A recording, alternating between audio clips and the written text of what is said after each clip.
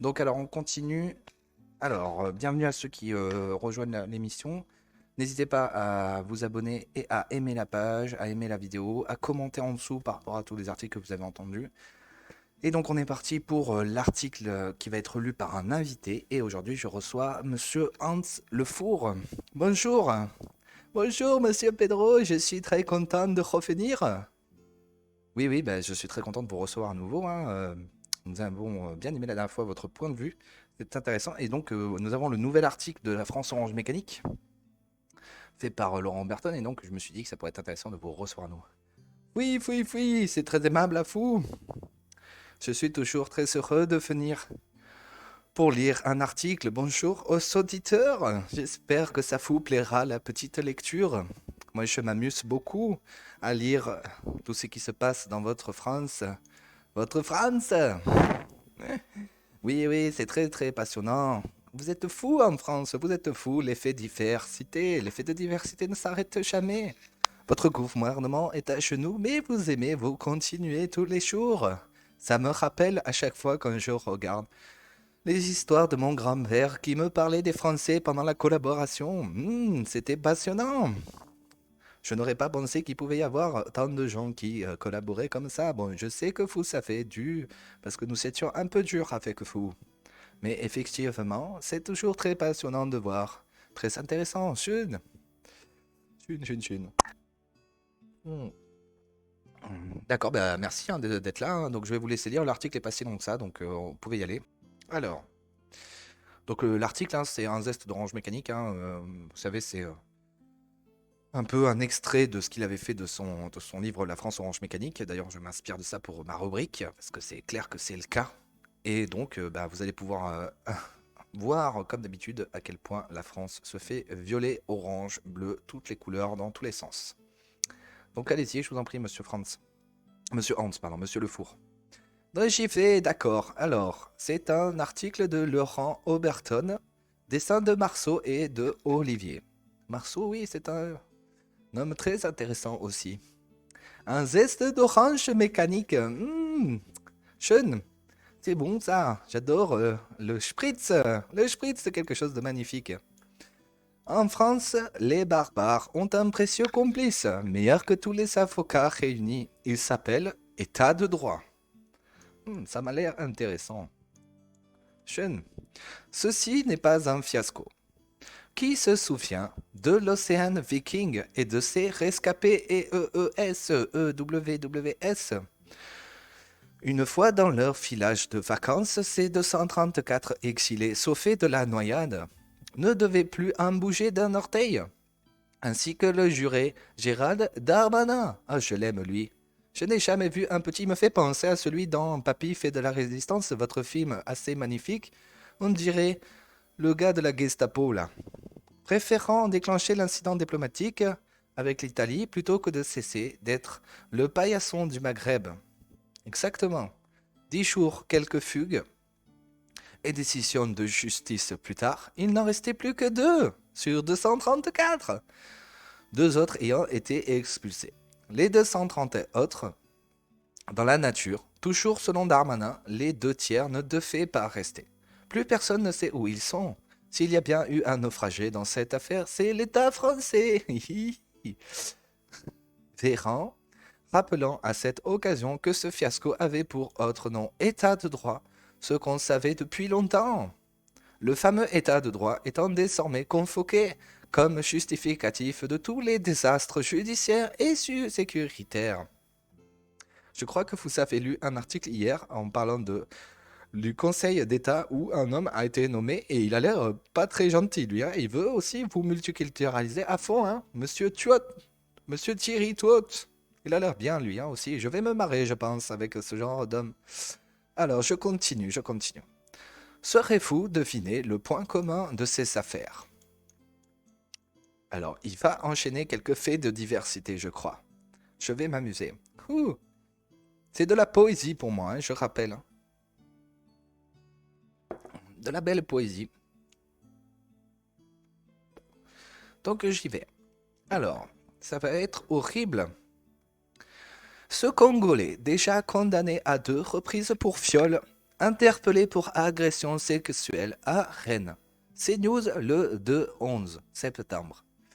Hicham Hebdamnour et l'Iliade Jamal qui s'écharpe à l'arme blanche à Montpellier le 29 septembre. Cet homme entier là-bas, déjà connu, qui agresse et étrangle au hasard 4 passants à Villeurbanne, dont une femme de 70 ans, entre la vie et la mort. Actu 17 le 17-11. La violente agression oculaire d'un jeune homme à Nice pour un bichou. CNews le 23 septembre. Cet homme de 74 ans tué d'un coup de couteau dans le dos à La Courneuve, le Parisien, 28 septembre. Ce Congolais, déjà connu, qui tente de s'emparer de l'arme d'un policier à Pontoise. Actu juridique, Pontoise, 28 septembre. Ces deux Marocains, condamnés pour avoir tabassé et humilié durant des heures le témoin d'une affaire de violence conjugale à Châteauroux, la Nouvelle République, le 25 septembre. Cette jeune femme violée et frappée en pleine rue à Marseille, CNews, le 24 novembre. Ah, mais depuis tout à l'heure, je dis septembre, mais n'importe quoi, et je sais même plus, mais ouais, c'était à chaque fois en novembre. Je suis désolé, monsieur Hans Lefour, je suis obligé de vous reprendre. À chaque fois, c'est 25 novembre. D'accord, faut vous disiez novembre, le 11 c'est novembre. Ah, putain, vous savez pas lire. Hein. Et le 10 c'est octobre, oui, pardon, je m'excuse. L'agression sexuelle de 3 jeunes garçons par un récidiviste clandestin. Actu 17, le 27 novembre. Donc ce ne sont que des faits divers, en fait, de faits de diversité en novembre, octobre. Donc les 3 mois précédents en 3 mois, voilà, c'est tout à fait normal. Allez-y, continue, monsieur Hans Lefort. Oui, j'aime cette poésie, je continue, c'est tellement beau, c'est doux à l'oreille. Cet homme interpellé armé d'un couteau à Saint-Étienne qui hurlait Allahou Akboubour, menaçant les policiers et blessant d'un d'entre eux. CNews, 23 octobre. Et bien évidemment, le meurtre sauvage de la petite Lola. Cette horreur, ce fait divers horrible. Même moi j'étais choqué, petit-fils de SS. Comment ça Non. Je vous ai invité, mais je savais pas ça, vous n'avez pas dit. Non, je déconne, je déconne. Retrouvé dans une malle à proximité de son immeuble du 19e arrondissement de Paris-Ouest-France le 17 octobre. Pardon. Alors, ce point commun, quel est ce point commun? Tous les auteurs présumés étaient tous sous le coup d'une obligation de quitter le territoire, une OQTF. J'aime beaucoup ce sigle. Il ne sert à rien, mais on l'entend beaucoup. Celle-ci n'étant exécutée qu'une fois sur 20. Ce n'est pas un fiasco, c'est l'état de droit. Un député de la majorité estime le total des personnes sous OQTF à 700 000. 700 000, ça fait beaucoup. Beaucoup de gens. 700 000, bordel, putain. Plus de 3 fois les effectifs de l'armée française, réservistes compris. Rassurant, pas vrai? Vous voulez d'autres exemples? Allez, on est parti pour d'autres exemples. Vous vous souvenez de cette jeune femme violée aux urgences de l'hôpital Cochin? Elle y était soignée pour traumatisme crânien et fut réveillée par la douleur. Le violeur a volé sa carte bancaire avant de prendre la fuite. Sous cannabis et cocaïne au moment des faits, décrit comme un mort de faim, le clandestin jordanien était connu sous 13 identités différentes et visé par 3 OQTF. Ah, je la connaissais pas, celle-là, elle est belle, hein, putain. Ah ouais, elle est magnifique, celle-là, putain, c'est une horreur, une horreur. Putain, l'État, mais si tous les gens qui étaient en galère comme ça portaient plainte, mais ça ferait quand même beaucoup de pognon, beaucoup de procès à l'État. Hein. Donc allez-y, continuez, monsieur Roquefort. Je continue, c'est tellement beau. Je suppose que c'est toujours ce que l'on appelle l'état de droit. Petit Salam Alek. Autre cas glorieux. Le chauffard de Grenoble qui a tenté de fuir les policiers en tirant sur eux. Sa passagère de 18 ans est morte dans la fusillade. Vous noterez qu'on a peu entendu les habituels «la police se tue» sur cette affaire. Et pour cause, le brave chauffeur est sous le coup d'une OQTF. Pourquoi? Il avait tiré sur des policiers en 2012. Ah putain, quelle horreur. Il a pris 8 ans de prison, condamné à de multiples reprises pour violence aggravée, précise RTL, le 5 octobre. Et on ne l'a pas expulsé. C'est le principe de l'OQTF, on demande gentiment. S'il vous plaît, excusez-moi, est-ce que vous pourriez quitter le territoire, espèce de fils de pute? Si ça ne vous dérange pas trop, c'est pour l'état de droit. On parle quand même de quelqu'un qui a tiré sur des flics. Eh oui, eh oui. Comment imaginer qu'il en ait quelque chose à tamponner? Si vous lui dites s'y flopper, il ne va pas partir. Des suggestions polies de l'administration française. Et l'OQTF n'est pas systématique. Par exemple, ce Guinéen en situation irrégulière interpellé pour le viol d'une femme handicapée qui circulait en fauteuil dans un parc. À Moges-sur-Loire, relation qu'il jure consentie, ne peut pas faire l'objet d'une OQTF au simple motif qu'il se dit mineur. CNews le 2 décembre. État de droit, état de droit. Comme pour cet haïtien ultra-violent sous OQTF et objet de 2 fiches de recherche, connu pour une trentaine de délits. Interpellé à la gare de Saint-Denis, puis relâché, les centres de rétention étant saturés. Et oui, 700 000 personnes, ça fait beaucoup, hein? Le lendemain, il est soupçonné d'avoir agrafé une mineure en la menaçant de viol. CNews le 8 novembre. Pardon, novembre. État de droit. Et oui, toujours. Idem quand des pompiers menacés avec un couteau, des armes, leur agresseur déjà condamné pour plus de 50 fois, condamné plus de 50 fois par la justice est toujours en liberté. DNA le 8 novembre. État de droit, quand un vieillard de 92 ans est massacré et dépouillé dans un hall d'immeuble, porte de la Filette près du campement du Crac par un toxico. Il est mort un mois après les faits. Oh là là, c'est beau. Le Parisien, le 21 octobre. État de droit, quand ce Sénégalais en situation irrégulière, déjà condamné à une vingtaine de reprises, est tout juste sorti de prison et de nouveau interpellé à Quimper. Quimper! Alors que la fréquentation de cette ville lui est interdite et de nouveau condamné à la prison ferme. C'est magnifique. Incroyable.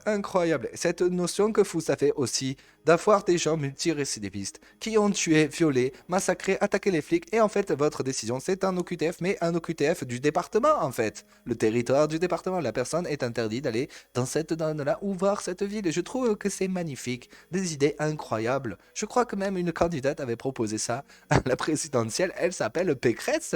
Oh là là là là, quelle horreur. Je fais mourir tellement je n'en peux plus. Condamné à la prison ferme. Je continue. Condamné à la prison ferme et aussitôt remis en liberté. Le télégramme 8 novembre. État de droit encore. Quand une douanière est grièvement blessée après 2 refus d'obtempérer par un récidiviste sans permis, déjà condamné 26 fois et incarcéré à 4 reprises, qui bénéficiait au moment des faits d'un aménagement de peine. Valeur actuelle 4 novembre. Je n'arrive pas là, j'ai un blocage dans la tête. État de droit. Toujours quand l'agresseur du jeune marin est libéré de prison 6 ans après les faits suite encore à un aménagement de peine. Marin s'était interposé pour défendre un couple qui s'embrassait. Laissé entre la vie et l'amour, il reste lourdement handicapé. Je crois qu'il est paralysé. France 3, le 12 octobre. J'aime autant vous dire que nous sommes entre de bonnes mains. Oui, des collabos comme ça, il ne peut pas y avoir mieux. Je trouve que c'est encore pire que sous la collaboration, parce que en fait, la France entière est un camp de concentration, en fait, où on met des gens qui vont vous tuer. Voilà, c'est magnifique. J'aime autant vous dire que, alors, je continue l'article, c'était une petite digression de ma part. Je suis désolé, en entendant tout ça, ça me met en joie. J'aime autant vous dire que nous sommes entre de bonnes mains. Dans les coulisses du pouvoir, on avance des solutions. Prononcez moins d'OQTF, par exemple, pour améliorer les statistiques. Attendez, hein. On pourrait aussi dépénaliser la délinquance, ça gagnerait du temps. Il est marrant ce Laurent Berton, je trouve qu'il a une petite touche d'humour sympathique. Surtout, j'adore avec son petit manteau noir, là, il me rappelle un temps que les jeunes de 20 ans ne connaissent pas. Ah pardon, on me dit que c'est déjà le cas. Ah oui, c'est déjà le cas, c'est déjà la délinquance, puisque tout ce que tu as lu avant, combien de fois des gens ont été sortis de prison alors qu'ils avaient fait des choses horribles? C'est comme légaliser la délinquance, et oui, c'est la même chose.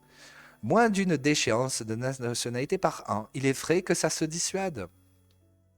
On ne plaisante pas avec la République. Quant à Darmanin, il se refuse toujours à faire le lien entre ces petits désacrements, l'incompétence de nos gouvernants et la diversité subie. Surtout pas de justice privée. Et puis il vous arrive quelque chose. Vous pouvez compter sur nous pour aménager votre peine. Prononcer de beaux discours, voter des lois qui ne seront pas plus appliquées. Par exemple, celle triplant les peines encourues par les squatteurs. 3 fois du sursis, ça fait toujours du sursis. 3 fois 0, ça fait toujours 0. Effectivement. Et monsieur Pedro, vous savez compter en fait, hein. C'est bien. Mais c'est normal, l'état de droit, c'est l'état de droit, toujours pareil. Le même qui collecte les armes de ces braves citoyens dociles. Prévision de temps agité. Rassurez-vous, les calaches des cités ne sont pas concernés. Et non, pendant ce temps, la députée insoumise, Rachel Keke, va compter fleurette à un charmant ressortissant ivoirien. Oui, cette séquence était passionnante. Au centre de rétention de Plessir. Mousse B, après 20 années de délinquance et de multiples condamnations, pour un total de 15 années de détention émaillée d'incidents, est désormais accusée de radicalisation. Et Rachel Keke veut empêcher son expulsion en dénonçant une islamophobie d'État. Morandini le 24 novembre, estimant sans doute que l'état de droit n'en en faisait pas encore assez. Bref, tout ça augure encore de grandes choses. Il me reste à vous souhaiter une bonne année et surtout beaucoup de chance. Oui, beaucoup de chance. Merci, c'était toujours un plaisir de lire cet article, toujours de Monsieur Laurent Oberton. Je me régale. Eh ben, je vous remercie, Monsieur Laurent Oberton. Bah oui, merci à Monsieur Laurent Oberton de nous faire des articles aussi, toujours aussi stylés, avec un petit dessin pour finir. Carte cadeau, aide sociale, kit de survie, hop, des petits couteaux, des petits cutters. Merci à vous, Monsieur Ancelofour, d'avoir lu cet article. En tout cas, n'hésitez pas à aimer, à commenter, à me dire ce que vous pensez de ces lectures. J'inviterai d'autres invités, comme d'habitude, hein, parce que c'est assez cool. Moi, je m'amuse. Il me fait beaucoup rire, hein, celui-là, celui-là d'invité. Ah, je vous fais rire. Oui, oui, vous me faites beaucoup rire. Ça, c'est drôle. Enfin bon, en tout cas, n'hésitez pas, voilà, à commenter, à aimer, à vous abonner à la page et à me dire ce que vous pensez de tout ça. C'est toujours une catastrophe. Voilà. Je vous souhaite une bonne journée, un bon dimanche. Je vous souhaite bon courage pour votre semaine, pour le travail. Profitez bien du dimanche en famille. N'oubliez pas de vous communautariser. C'est la seule solution qu'on a actuellement et de se protéger les uns les autres. Donc se communautariser dans les villages et de fonder des familles. Et si vous n'avez pas eu la chance d'avoir une famille nombreuse, une grande famille qui vous soutient et qui est là pour vous, ce que je peux vous assurer qu'est la plus belle chose de la vie, c'est à vous de le faire. Donc pour le faire, il faut faire des enfants, fonder des familles, faire des petits bébés français, et voilà. Et donc après, vous aurez ce bonheur, même si je sais que c'est pas facile. En tout cas, c'est ce qu'il faut faire. Voilà, je vous souhaite une bonne journée. Je vous dis à demain pour de nouvelles aventures. Ce sera différent, ce sera très court. Aussi, ce sera diffusé ensuite sur Twitch. Je ferai la même chose que là sur Twitter, mais ce sera plus court. Je me concentrerai uniquement sur la France Orange Mécanique. Et ce sera comme ça le lundi, mardi, mercredi. Je vous souhaite une bonne journée et je vous dis à demain. Bye bye.